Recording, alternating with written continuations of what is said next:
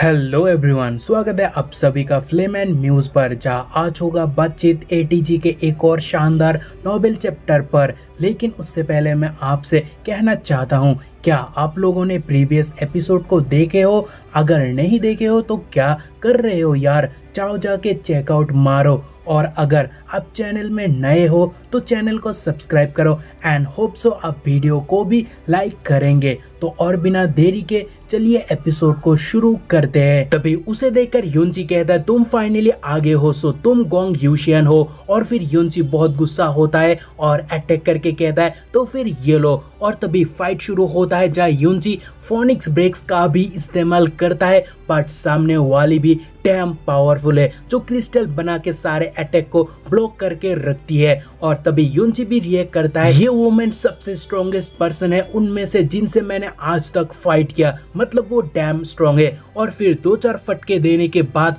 Gong यूशियन युनची को observe करके कहती है, इस एज में इतना स्ट्रेंथ और साथ ही एम्परर प्रोफाउंड स्वॉर्ड को भी पॉजेस करते हो, तो क्या तुम one of the secret ground का डिसेंडेंट्स हो? तभी युनची कहता है, गोंग यूशियन, चू यूचन की प्रोफाउंड आर्ट को बर्बाद किया गया और फिर फ्रोजन क्लाउड इमॉर्टल पैलेस द्वारा उसे चेस भी किया गया, क्या ये बात सही है? बोलो।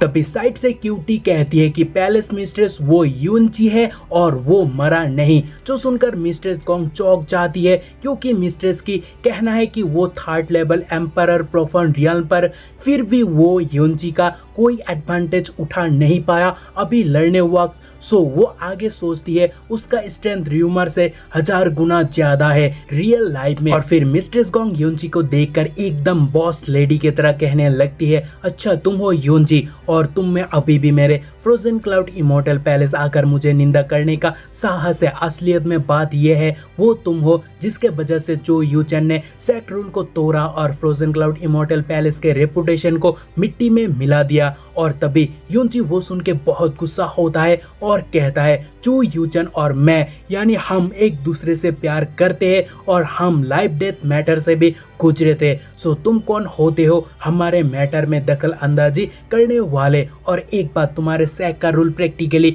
मानव जाति में सबसे डिह्यूमनाइजिंग चेन है और तुम्हें किसने हक दिया उसका प्रोफाउंड आर्ट को क्रिपल करने का और सेक्ट से बाहर चेस करने का? तो भाई मिस्ट्रेस गोंग ये सुनकर युनची पर चिल्लाकर कहती है, चू यूचन मेरा डायरेक्ट डिसेबल हुआ करता था और उसे लेकर मैं प्राउडेस्ट हूँ और मैंने उसे अपने बेटी की तरह पाला, तो मैं उसे कैसे हार्ट कर सकती हूँ और सेक्ट से बाहर कर सकती हूँ? और फिर आगे मिस्ट्रेस कहती है, frozen cloud art ice attribute का एक सुप्रीम आर्ट है और उसे प्रैक्टिस करते हुए अगर कोई वुमेन प्रेग्नेंट हो गई तो वो बेबी 2 महीने के अंदर ही जान खो देगा। सो यूचन ने उसकी आर्ट को खुद तबाह किया और मुझसे तुम्हारे खातिर भीख मांगा यहाँ से जाने के लिए। असलियत में वो तुम हो जिसने उसके अंदर वाइल्ड स्पाउन को रखा। और तभी ये सुनकर युनची कहता है, लिटिल फेरी ने मेरे लिए इतना कुछ किया सहा जो मैं इस जन्म में तो क्या किसी भी जन्म में भी पे नहीं कर पाऊंगा, लेकिन मैं आप और फेरी को बिल्कुल निराशा होने नहीं दे सकता। तभी युनची मिस्ट्रेस गोंग को कहता है, मुझे एक बात पूछनी थी, क्या पास्ट में आपके पास कोई टेक्निक नहीं था बेबी को बचाने के लिए बिना उसे यहाँ से भेजे? तभी ये सुनकर मिस्ट्रेस गोंग यूशियन एकदम शांत पर जाती है और साथ ही माहौल भी। और तभी युनची भी सैड होकर कहता है, जब तक आप purple heavenly crystal when use करके टेम्पररी आप फेरी के प्रोफाउंड वेन्स को सील कर देते और साथ ही सेम वे से चाइल्ड को भी, तो फिर कोल्ड एनर्जी उनका कुछ नहीं बिगाड़ पाते। और युनची यही नहीं रुकता, वो आगे कहता है, फ्रोजन क्लाउड इमॉर्टल पैलेस हजारों सालों से खड़ा है, तो ये हो ही नहीं सकता यहाँ पर्पल हेवनली वेन मौजूद ना हो और ऐसा कभी हुआ ना हो कि आपको ये मेथड पता ना हो। देन युनची और सैड होता है और गुस्सा भी, और उसी गुस्से से वो आगे कहता है, गोंग यूशियन तुम्हारे सारे एक्सक्यूजेस बुलशिट है। सो असलियत में तुम्हें बस हजारों सालों का फ्रोजन क्लाउड इमॉर्टल पैलेस का रेपुटेशन की पड़ी हुई है और उस रेपुटेशन के चलते तुम किसी को भी कुर्बान कर सकते हो, लाइक जैसे चू यूचेन को किया जिसे आप अपने बेटी मानते थे। और फिर युनची और फायर होता है और कहता है मैं युनची ऐसा बंदा हूं जो डेप्थ और ग्रेस के साथ ग्रेजेस को भी चुकाता हूं। सो अगर आप चू यूचेन के साथ काइंड रहते तो मैं उस डेप्थ को चुकाने के लिए अपने आप को बेच देता बिना कुछ सोचे, लेकिन अभी बात वो नहीं है। तो गोंग यूशियन अब बस प्रे करो कि चू यूचेन और हमारा बच्चा सही सलामत है। जिस दिन मैं उन्हें ढूंढ लेता हूँ, लेकिन अगर बात कुछ अलग हुआ तो मैं तुम्हारी जान ले लूंगा। तभी गोंग यूशियन कहती है अगर बात ये हुआ तो भी तुम यह हंगामा खड़ा नहीं कर सकते हो। सो अभी अगर तुम कोई सेटिस्फेक्शन रीजन ना दे पाते हो अकाउंट को सेट करने के लिए तो यहाँ से हिलने का सोचना भी मत। तभी युनची ओवरलॉर्ड फ्यूरी के साथ कहता है इसके लिए जो रीजन देगा वो आप हो, मैं नहीं। और इससे भी ऊपर मैं अपना गुस्सा दिखाए बिना यहाँ से कैसे जा सकता हूँ। और क्या ब्रो, क्या बताऊं, यह डिस्ट्रैक्शन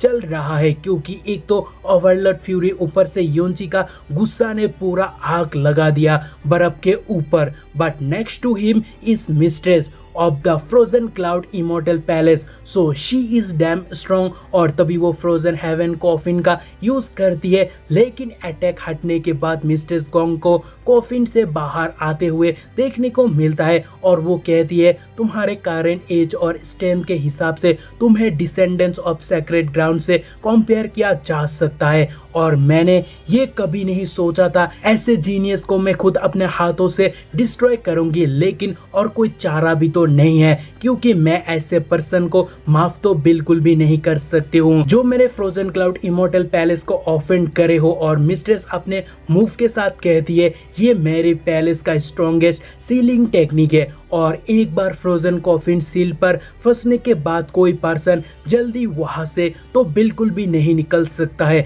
और क्या भाई, गेस व्हाट, सीन बहुत खतरनाक हो जाता है क्योंकि युनची back to back mistress Gong को falling moon, sinking star and then heaven wolf slash से स्ट्राइक मारता है जिससे मिस्ट्रेस के हाल खराब हो जाती है। तभी एक लड़की आके मिस्ट्रेस को संभालने लगती है, चाहे युनची कोल्ड वाइब के साथ कहता है गोंग यूशियन बात यह है कि आप मेरे गुस्से को समझे नहीं हो, जैसे मैं आपके पैलेस रूल को समझ नहीं पाता जो आप रेपुटेशन के चलते किसी को भी कुर्बान कर सकते हो।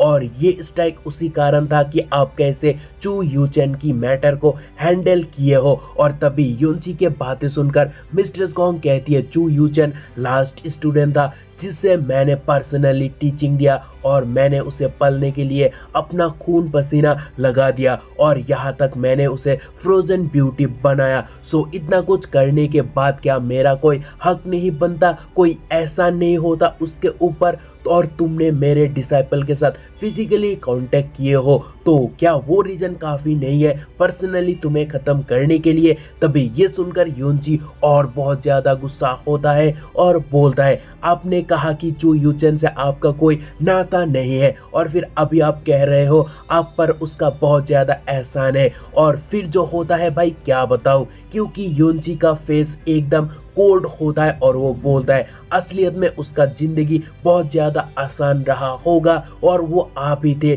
जिसने उसकी इमोशन, उसकी खुशियां छीन ली। और आपने जो किया वो ये था कि उसके जैसे लविंग पर्सन को पूरे तरह से जमी हुई इमोशन के साथ एक बर्फ की मूर्ति में बदल दिया और आपने सो कॉल्ड पैलेस को रिस्पेक्ट के खातिर कई लड़कियों के लाइफ को डिस्ट्रॉय कर दिए हो। और फिर आगे युनची कहता है आपका पैलेस लोगों के दिलों में होली लैंड के समान हो सकता है, लेकिन मेरे लिए ये जिंदा लोगों के कब्र के अलावा और कुछ नहीं है और जो इस दुनिया में मौजूद नहीं होना चाहिए था। और फिर युनची यही नहीं रुकता, वो आगे कहता है हालांकि चू यूचेन को बाहर निकालने के लिए मैं आपसे नाराज हूँ, लेकिन साथ ही मुझे इसके बारे में खुशी भी महसूस हो रही है क्योंकि इस तरह से जब मैं उसे फाइनली ढूंढ लूंगा तो वो पूरे तरह मुझे बिलोंग करेगा, क्योंकि अभी इस स्ट्रेस पैलेस और उसके बीच कोई संबंध नहीं रहा और ना ही आपके कंट्रोल उसके ऊपर। और ये कह के युनची युनची वहां से जाने लगता है। तभी कुछ डिसाइपल युनची को रोकने के लिए चिल्लाने लगती है, जहां मिस्ट्रेस गॉन्ग उन्हें समझाती है कि उसका रास्ता के कांटे मत बनो, क्योंकि तुम उसके ओपोनेंट बनने के लायक भी नहीं हो, जो उसे जाने दो। और फिर युनची को देखने को मिलता है जो मन में कहता है, फेरी आप कहाँ हो, आपको ढूंढने के लिए मुझे क्या करना होगा। तभी जैस्मिन कहती है, तुम्हें इतना परेशान होने का कोई ज़रूरत नहीं है, क्योंकि तुम्हारे जिंदा होने का न्यूज़ हवा की तरफ फैल जाएगा और शायद वो खबर फेरी के कानों में भी पड़ेगा और वो खुद ब खुद तुम्हें ढूंढते हुए आएगी। जहाँ लंबी सांस लेके युनची महबूब फेरी के बारे में जैस्मिन को कहता है कि तुम फेरी को नहीं पहचानते हो, वो बहुत ज़्यादा कोल्ड है, जो लोगों से बहुत दूर रहती है और श्योर वो बेबी को किसी हिडन जगह पर ख्याल रख रही होगी और लोगों से बहुत दूर। सो उसे मेरे खबर मिलने से रही और वो मुझे ढूंढने से रही। और तभी जैस्मिन कहती है, कोई यहाँ आ रहा है। उतने में युनची चौंकाना होता है। तभी एक लड़की बहुत तेज युनची चीख कर वहाँ पहुँच जाती है बाट सवारी के साथ और फिर वो युनची के सामने आते ही कहती है, चिंता मत करो, मैं यहाँ कोई मुसीबत खड़ा करने नहीं आई हूँ, क्योंकि मैं अभी तुम्हारा मैच बिल्कुल भी नहीं हूँ। हालांकि सिस्टर के साथ जो कुछ हुआ उसके चलते पहले मैं तुम्हें हेट करता था, लेकिन आज जो तुमने किया उससे मुझे पता चल गया कि तुम मेरे सिस्टर के लिए एकदम वर्दी हो। और फिर वो जिस बात से वहाँ आई उसे पुकार के युनची को कहती है, ये स्काई प्रोफाउंड स्नोफोनिक्स है जो सिर्फ एक्सट्रीम स्नो रीजन पर एग्जिस्ट करता है, और तो मैं इसे तुम्हें देता हूँ जो तुम्हें सिस्टर को जल्दी ढूंढने में मदद करेगा। और तभी युनची उसे थैंक्स कहता है, जहाँ वो कहती है, मैंने इसे सिर्फ और सिर्फ मेरे सिस्टर की खातिर तुम्हें दिया। लेकिन तभी युनची अपने फर्स्ट वाइफ को भी याद करता है और उससे पूछता है, किंग यू का क्या हुआ, मैंने अभी उसे वहाँ क्यों नहीं देखा। जहाँ वो कहती है, 1 साल पहले किंग यू मेरे इमोर्टल पैलेस में पिछले कई सौ सालों में 30वीं मंजिल को ब्रेक थ्रू करने वाला पहला पर्सन बन गया और वो करेंटली डिवाइन आर्ट समझने पर बहुत ज़्यादा बिजी है, जिससे एंसेस्टर ने अपने पीछे छोड़े थे, और वो फ्रोजन एंड डिवाइन आर्ट है। और फिर वो आगे कहती है, जबकि आप उसके हस्बैंड हो, तो अगर कोई मैसेज हो तो मैं उस मैसेज को उसके बाहर आते ही उन्हें दे सकती हूँ। चाहे युनची कहता है, ना कोई ज़रूरत नहीं है। और फिर वो लड़की वहाँ से चली जाती है और युनची बाट से कहता है, चलो मालकिन को ढूंढने चलते हैं। और फिर युनची एक सवाल करता है कि हम हमारे खोज को शुरू कहाँ से करें। और फिर युनची सोचता है, श्याओ क्लैन को छोड़ने में मुझे 3 साल हो जाएंगे। और फिर वो आगे कहता है, शायद मुझे फ्लोटिंग क्लाउड पर लौटना चाहिए और दादाजी और आंट की तलाश करनी चाहिए, क्योंकि सबसे पहले मुझे 3 साल का वादा को पूरा करना होगा। जहाँ ये चैप्टर खत्म होता है, आपको कैसा लगा हमें कमेंट करके बताना। मुझे तो एज यूजुअल बहुत मजा आ रहा है इसके रीडिंग करने में। तो बाय, मिलते हैं अगले एपिसोड में, तब तक अपना ख्याल रखना, क्योंकि मेरा तो हालत बहुत खराब है भाई।